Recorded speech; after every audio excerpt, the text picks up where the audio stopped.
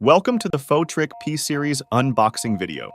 This video will show you the product and accessories included in the thermal imaging camera kit and how the accessories are used.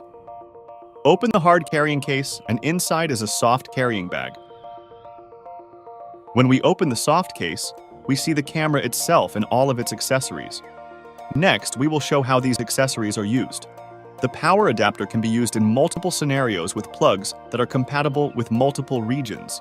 You can plug it into the camera's charging port to power the camera directly, or you can use the charging dock to power two batteries at the same time.